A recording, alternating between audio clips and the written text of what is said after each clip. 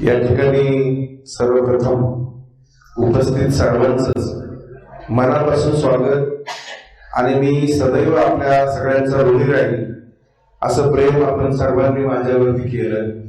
मला देखील स्वप्नात वाटलं नव्हतं की आदर्श गावडेवाडीने सुरुवात केली। साहेब, मी एका दशक्रिया विधीच्या कार्यक्रमाला गेलो, शेवटचं श्रद्धांजलीचं भाषण माझं झालं आणि गावडेवाडीतील ग्रामस्थ शेतकरी माझ्या भोवती जमा झाले आणि ते मला म्हणायला लागले की प्रभाकर, तुला आता आमचं ऐकावं लागेल। मला असं वाटलं क्षणभर की माझ्याकडनं काही चुकते की काय, परंतु माझ्या कुटुंबापेक्षाही जास्त प्रेम त्या मंडळींनी मला त्या ठिकाणी दाखवलं। ते म्हणले, तुझं काही चुकत नाही, फक्त तुला आमचं ऐकावं लागेल।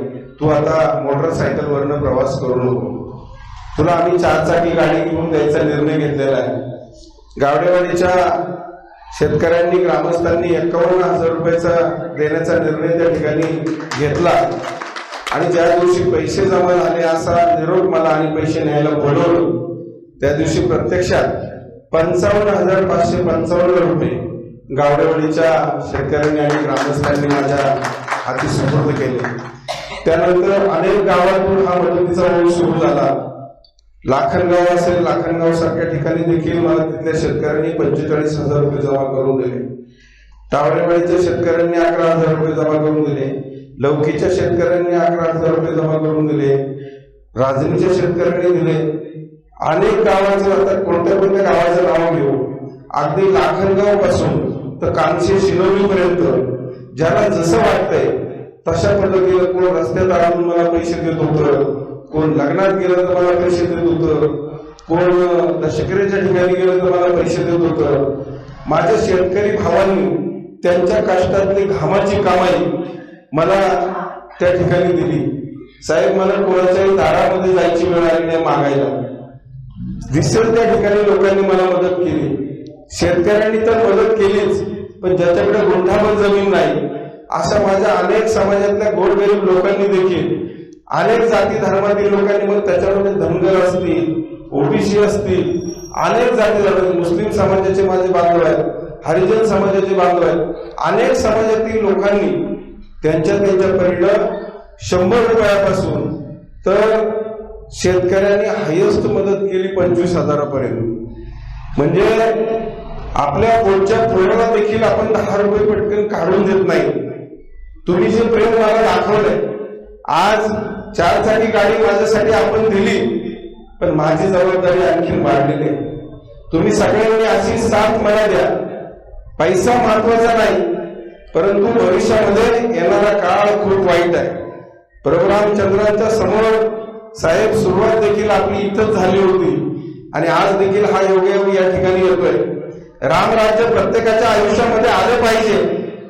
आपण प्रभू रामचंद्रांचा सोहळा परवा दिवशी साजरा करणार आहोत, परंतु आजूबाजूच्या परिसरामध्ये प्रत्येक ठिकाणी आपल्याला रावण राज्य त्या ठिकाणी पाहायला मिळतंय। प्रत्येक ठिकाणी सामान्य माणसाची गळचेपी होते, शेतकऱ्याची कुचंबना होते, शेतकऱ्याची पिळवणूक होते। हे आपण आता समजून घेतलं पाहिजे। माझ्या समोर बऱ्यापैकी वडीलधारी मंडळी आहे, परंतु आता या माणसांचं वय बऱ्यापैकी झालेलं आहे, परंतु शेती करणारे आमचे जे तरुण आहेत, अनेक ठिकाणी त्या ठिकाणी तुम्ही जात असता, परंतु या ठिकाणी येणं गरजेचं आहे। याचं कारण मी सांगतो, आमच्या या वडीलधाऱ्यांचे दिवस आता थोडे राहिले आहेत, परंतु तुमचा येणारा काळ खूप कठीण असणार आहे। तुम्ही वास्तव परिस्थितीचं भान लक्षामध्ये घ्या। आम्ही रोज या ठिकाणी पाहतोय, आता मगाशी अमर भाऊंनी सांगितलं, अरे युरियाची खताची गोळ सुद्धा आता सरकारने तिथे बनवावी केली। 50 किलोची गोळ 45 किलो आणली, आता 45 किलोची गोळ 40 किलो आणली, किंमत मात्र तेवढीच। आज दूध उत्पादक शेतकरी साहेब आमच्या मोठ्या प्रमाणामध्ये आहे। या ठिकाणी 40 दिवसासाठी सरकार 11 तारखेपासून अनुदानाची घोषणा केली। पहिले म्हणजे सरकारी दूध संघाला दूध घालणाऱ्यांनाच फक्त अनुदान देणार। 32 रुपयाचा 3-5-8-5चा शासन निर्णय तर कधीच त्यांनी धुळीला मिळवला आणि आता रोज एक त्या दुधाच्या बाबतीमध्ये आम्ही ऐकतोय, पण या सरकारची नियत साफ नाही। हे दुधाचं अनुदान तुम्हाला मिळणार नाहीये याची सोय त्यांनी आधीच करून ठेवलेली आहे।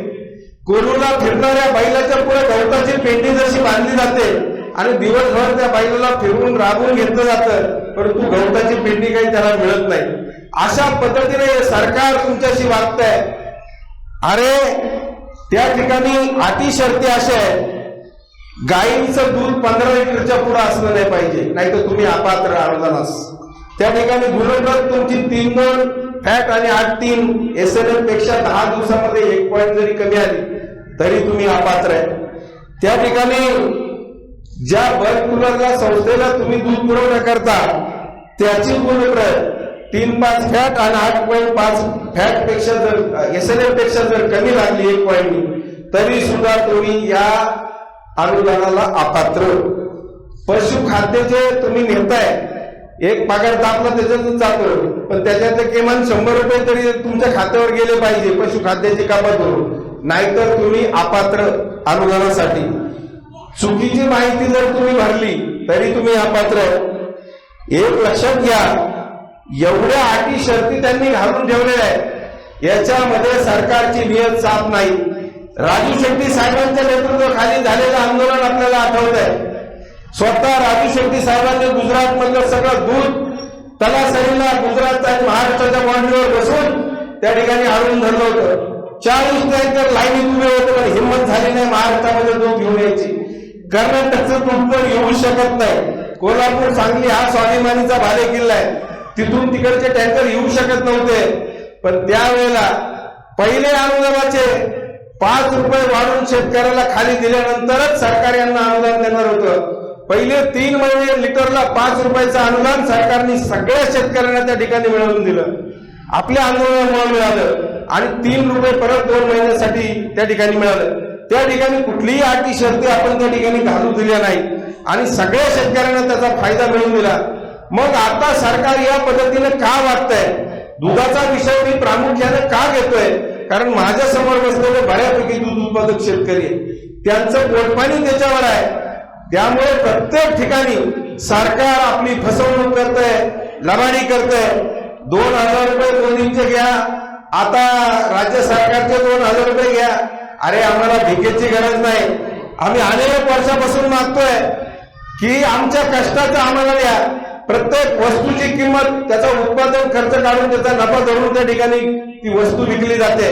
परंतु एकमेव शेतकऱ्याचा माल असा आहे की तुमचा उत्पादन खर्च तर राहू द्या, कवडीमोल भावानं तुम्हाला कधी कधी तो माल सोडून द्यावा लागतोय. एका बाजूला हमी भावाचा कायदा होत नाही आणि दुसऱ्या बाजूला जेव्हा आपल्याला अडचण निर्माण होती, मुलाला पुढे उच्च शिक्षणासाठी पाठवायचंय, घरामध्ये कोणी जर आजारी पडलं, त्याला जर खर्च जास्त असेल तर कुठलीही बँक आणि पतपेढी तुम्हाला त्याची सातबारा दिल्याशिवाय, तारण दिल्याशिवाय तुम्हाला कर्ज देत नाही. आज तुमचे सातबारे काळे झालेले. हिंमत असेल देवाच्या शेजारी तुमचा फोटो लावून आमचा सातबारा फक्त कोरा करून द्या. तुमच्या चुकीच्या धोरणामुळे आज आमच्यावर कर्ज झालंय. आणि डॉक्टर M.S. स्वामीनाथन यांनी जो मनमोहन सिंग सरकारच्या काळामध्ये जो आयोग बनला होता त्याचे अध्यक्ष होते, त्यांनी ज्या शिफारशी दिल्या, काँग्रेसच्या काळामध्ये सुद्धा 1.5 हमी भावाची शिफारस त्या ठिकाणी लागू झाली नाही. आणि भाजपचं हे जे सरकार आता दुसरी टर्म पूर्ण करत आलंय, हे सरकार सुद्धा हीच आश्वासनं देऊन सत्तेमध्ये आलंय, ते सुद्धा सरकार ही गोष्ट करत नाही. तुम्ही एवढ्या 2 गोष्टी जरी आमच्यासाठी केल्या ना, देवाच्या शेजारी आम्ही तुमचा फोटो लावू. आम्ही कोणाच्या विरोधात नाही, पण सरकार आम्ही बदलून पाहिली. आम्ही म्हटलं काँग्रेस लय नालायक आहे म्हणून भाजपला मतदान आम्ही केलं, पण भाजप त्याच्या पुढचं निघालं. एक उदाहरण देवाच्या पुढे मला देऊ वाटत नाही, मी चाकणच्या सभेमध्ये दिलं. एक पोरग रस्त्यानं लग्न करत चाललं होतं, लोकांनी त्याला अडवलं, म्हणले तुझ्या बापानं तुला हे शिकवलं काय? तुला कळतं का तू रस्त्यावर लग्न करत चाललाय? याला म्हणले याच्या बापाकडे घेऊन चला. घराच्या जवळ गेला तर बाप गच्चीवरून लग्न करत होता. म्हणजे पोरगा म्हणजे काँग्रेस आहे आणि बाप म्हणजे भाजप आहे. एवढी घाणेरडी वृत्ती या राज्यकर्त्यांची आहे. अरे शेतकऱ्यांची अवस्था इतकी वाईट करून ठेवलेली आहे. आता पाणीपट्टीच्या संदर्भामध्ये माझ्या अगोदरच्या वक्त्यांनी सांगितलं, दुधाचा प्रश्न तुमच्या पुढे आहेच. परत तुम्हाला सांगतो, आपला भाग बिबट्याप्रवण क्षेत्र साहेब, इथं आम्हाला रात्रीची लाईट आमच्या शेतकऱ्यांनी गुन्हाच केलाय. जीव मुठीत धरून आम्हाला शेतीला पाणी द्यावं लागतं. दररोज आम्ही हल्ले सहन करतोय, अनेकांचा जीव जातोय. सरकार आम्हाला मदत देतंय. मेल्यानंतर किती मदत देतंय? आमचं तर म्हणणं त्याच्या दुप्पट मदत तुम्हाला देतो. एखादा मंत्री देतं का बिबट्याच्या ताब्यामध्ये? एकदा तुमचा फडशा पडू द्या. अरे आमच्या जीवाचं मोल होऊ शकतं का? तुम्हाला लाज वाटली पाहिजे. बिबट्या प्रवण क्षेत्र साहेब, आम्ही प्रांत कार्यालयावर मोर्चा काढला होता. जसं भंडारा, गोंदिया, गडचिरोली त्या भागामध्ये जंगली जनावरांचे हल्ले होतात म्हणून त्यांना दिवसा लाईट दिली, तसं बिबट्या प्रवण क्षेत्र म्हणून आमच्या भागाला तुम्ही दिवसा लाईट का देत नाही? याच्यासाठी राज्यकर्ते का प्रयत्न करत नाही? आपले लोकप्रतिनिधी का प्रयत्न करत नाही? अरे तुम्हाला आम्हाला मरणामध्ये सोडायचं का? इथली अवस्था इतकी वाईट आहे शेतकऱ्यांची. त्याच्यानंतर लाईटचा प्रश्न त्या ठिकाणी गंभीर आहे. त्यानंतर राज्य सरकारने नियमित कर्ज भरणाऱ्यांना 50,000 रुपयाचं प्रोत्साहन अनुदान जाहीर केलं होतं. ते अनेक शेतकऱ्यांना मिळालेलं नाही. कांद्याचं अनुदान राज्य सरकारचं काही शेतकऱ्यांना मिळालेलं नाही. सोयाबीन, कापूस, तरकारी असेल, भाजीपाला असेल, या ठिकाणी सुद्धा शेतकऱ्याचं कंबरडं मोडण्याचं काम केलेलं आहे. टोमॅटोचे भाव मगाशी अमर भाऊने सांगितलं, नेपाळमधून टोमॅटो आयात करून टोमॅटोवाल्यांची वाट लावली. मला तुम्हाला हे सांगायचं, ऊसाच्या बाबतीमध्ये सुद्धा ज्या वेळेला मी 7 दिवस आमरण उपोषण केलं, 7व्या दिवशी संचालक मंडळ जेव्हा आमच्या संघटनेच्या लोकांनी मनसरला रस्ता रोको केला आणि त्या टायर गाड्या जाळण्याचा निर्णय घेतला, त्यावेळेला कुठंतरी यांच्या मनामध्ये भीती निर्माण झाली आणि मग संचालक मंडळ माझ्याबरोबर चर्चेला तयार झालं. मी त्या ठिकाणी 3334 रुपयाची मागणी केली होती. साहेब, ती मागणी सुद्धा रिसर होती. मागाशी देवदत्त निकम इथून गेले, ते असतं तर त्यांनी सांगितलं असतं. वार्षिक सभेला जी कोणी लोक होती त्यांनी सुद्धा संचालक तिथं असल्यामुळं त्यांना तिथली परिस्थिती सगळी माहिती आहे. 3328 रुपयाचा हिशोब त्या ठिकाणी सांगितला होता. शिवाय भाग विकास निधी 10% आणि काहीतरी शिक्षण निधी 5 का 6% त्यांनी सांगितला होता. म्हणजे जवळपास 3350ची मागणी, कारण तेवढे पैसे कारखान्याकडे शिल्लक आहे. मी सुद्धा एका सहकारी संस्थेचा संचालक आहे. तालुक्यातली पहिली सहकारी संस्था आहे. या संस्थेकडे जर पैसे देण्यासाठी शिल्लक असतील तर ते पैसे आमच्या बापाचे नाही. ते त्या ठिकाणी कष्ट करणाऱ्या, घाम घालणाऱ्या, दूध घालणाऱ्या प्रत्येक शेतकऱ्याचे आहेत. मग आम्ही जर इमानदारीने पैसे देतो तर तुम्ही इमानदारीने का देत नाही? तरी साहेबांना मी जेव्हा फोन लावला त्या मीटिंग मध्ये उठून येऊन, साहेब मला म्हणले, प्रभाकर जाऊ दे 3334ची मागणी, फक्त 400 रुपयावर तू थांब राहा. 400 रुपयात 1 रुपया आम्ही कमी घेणार नाही, ही भूमिका ठामपणे सांग. त्याच्यात भाग विकास नाही, शिक्षण निधी नाही, संबंधच येत नाही. हे बोगस प्रकरण आहे. तुम्हाला कापण्याचाच अधिकार नाही. 400 रुपयाचा साहेब त्यांनी तुमचा फोन आल्यानंतर मला शब्द दिला आणि मला म्हणले, आमची वार्षिक सभेची परंपरा आहे, वळसे पाटील साहेब तिथं जाहीर करतील. ठीक आहे म्हणलं, मला त्याचं श्रेय नकोय. तुम्ही म्हणत असाल तर मी ऐकायला तयार आहे. फक्त मीडिया पुढे मी हे सांगेन की मी प्रभू रामचंद्राच्या साक्षीनं बोलतोय, मला खोटं बोलायला शिकवलेलं नाही. मी मीडिया पुढे सांगेन की बाबा आमची समाधानकारक चर्चा झाली, मी माझं क्वेश्चन मागं घेतोय, मी तुमच्या वार्षिक सभेची वाट पाहिन, पण जी काही चर्चा झाली याच्यात लबाडी करायची नाही. 1 रुपयाची सुद्धा लबाडी करायची नाही. जे काही ठरले ते त्यांच्या कानावर घाला आणि त्यांनी त्या पद्धतीने सांगितलं पाहिजे, जाहीर केलं पाहिजे. प्रत्यक्षामध्ये तुम्ही पाहिलं 350 मी अंतिम भाव जाहीर केला, त्याच्यात 50 रुपये कमी केले आणि अधिक 50 रुपये भाग विकासच्या नावाखाली कमी केले आणि प्रत्यक्ष 300 रुपये तुम्हाला दिले. 100 रुपयाची तुम्ही लबाडी केली. आणि मग जर पिंपरखेडच्या शेतकऱ्यांना घेऊन, पिंपरखेडचे काही शेतकरी काही कारणामुळे या ठिकाणी आलेले आहेत, पिंपरखेडच्या शेतकऱ्यांना घेऊन आम्ही जर त्या ठिकाणी आंदोलन केलं, अरे मराठा आरक्षणामध्ये त्या ठिकाणी मुख्यमंत्र्यांची, उपमुख्यमंत्र्यांची फार अंत्ययात्रा काढली, त्यांची दशक्रिया घातली, त्यांच्यावर हल्ला झाला नाही. आम्ही देखील, तुम्हाला माहिती आहे, मांडावर शिरूरला मुख्यमंत्र्यांचं भाषण रोखण्याचं काम आम्ही त्या ठिकाणी केलं. शिवनेरी किल्ल्यावर सुद्धा मुख्यमंत्र्यांना पाय ठेवून देणार नाही म्हणून त्या ठिकाणी सुद्धा आम्हाला रस्त्यामध्ये अडवलं, तरी वनाजी वांगर आमचे 3-4 कार्यकर्त्यांना घेऊन गेलेच. एकदा वनाजी त्या ठिकाणी उठला आणि मुख्यमंत्र्यांचं भाषण रोखण्याचा प्रयत्न केला. एवढी धाडसी आंदोलन आम्ही केली. परंतु एक लक्षात घ्या, भाजपच्या शेतकरी विरोधी धोरणाविरोधात तरी मी बोलत असतो. परंतु साहेब बाबूराव पाचारणे त्या ठिकाणी आमदार होते, भगवान निंबाळकर शिरूर पोलीस स्टेशनला पीआय होते. बाबुराव पचारणींनी सांगितलं शेतकऱ्यांसाठी प्रामाणिकपणे ती पोरं आलेली आहेत, यांच्यावर गुन्हे दाखल करू नका, सॉफ्ट कारवाई करा, कठोर गुन्हे दाखल करू नका. आणि त्या ठिकाणी भले काही असो, पण त्या ठिकाणी कुणी आम्हाला वाईट शब्द सुद्धा बोलला नाही. पोलिसांनी सुद्धा आमच्याशी सॉफ्ट भूमिका घेतली. अरे तुमच्या वेळेत आंदोलन केलं म्हणून तुम्ही आमच्यावर हल्ले करणार, ही सुसंस्कृतपणा, ही नीतिमत्ता तुमची. अरे मी काय स्वतःसाठी काय मागायला गेलो होतो? माझ्या घरी ऊसाचं टिपरून आहे. 24 वर्षामध्ये पहिल्यांदा शेतकऱ्यांना त्या ठिकाणी चांगले पैसे आपल्या आंदोलनामुळे त्या ठिकाणी मिळाले. परंतु अजून ते 100 रुपये जास्तीचे जर मिळाले असते तर अजून आमच्या शेतकऱ्यांचा फायदा झाला असता. मी टोकाचा संघर्ष केला तो फक्त तुम्हाला न्याय मिळावा म्हणून. पण मला काय मिळालं? 7 दिवस उपोषण. अरे पहिल्याच दिवशी जर तुम्ही सुसंस्कृत असता तर चर्चा केली असती आणि मार्ग काढला असता. त्या ठिकाणी सुद्धा मला इतका त्रास देण्याचं काम केलं साहेब.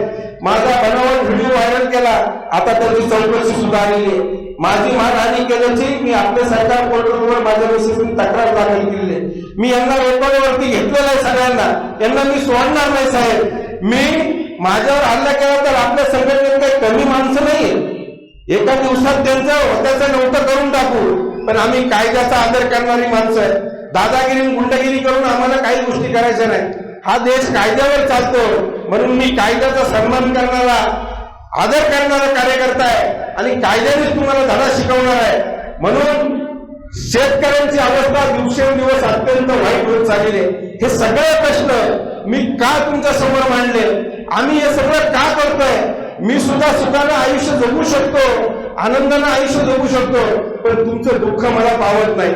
माझी तुम्हाला कळकळीची विनंती आहे, येणारा काळ खूप वाईट आहे. मी तळतळून हे सगळं का बोलतोय? मला पुढचं सगळं दिसतंय. मी तुम्हाला सांगतो, आज साहेब दुधामध्ये मोठ्या प्रमाणामध्ये भेसळ होते. जागतिक आरोग्य संघटनेने सांगितलं भविष्यामध्ये 80% लोकांपेक्षा जास्त लोकांना कॅन्सर होईल. आमचा शेतकरी दुधामध्ये थेंबर पाणी घालत नाही आणि हे चोर झाले त्याच्यामध्ये भेसळ करून यांची दुधं विकली जातात. सरकारचे डोळे गेलेत का? अन्न औषध प्रशासन करताय काय? आणि नुसती दुधातली भेसळ जरी थांबवली तरी आमच्या शेतकऱ्याला त्या ठिकाणी 45 ते 50 रुपये लिटरला भाव मिळेल. परंतु या सरकारची नियत साफ नाही. अरे तुमच्या अनुदानाची आम्हाला गरज नाही, आम्हाला भीक नको, आमच्या हक्काचं द्या, हे आम्ही मागतोय. मी जास्त वेळ तुमचा घेणार नाही.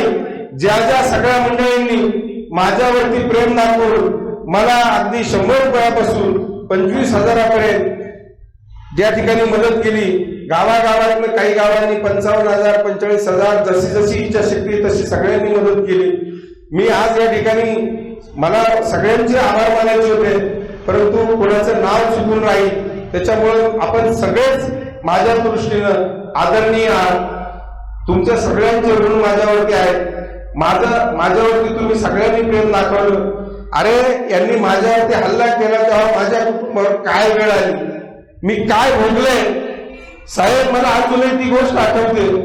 आज माझे वडील सुद्धा समोर आहे, माझ्या कुटुंबाला हे सगळं भोगावं लागलं. माझ्या मिसेसने सुद्धा 7-8 दिवस तिचा BP हाय होता. मी काय भोगले लक्षात घ्या.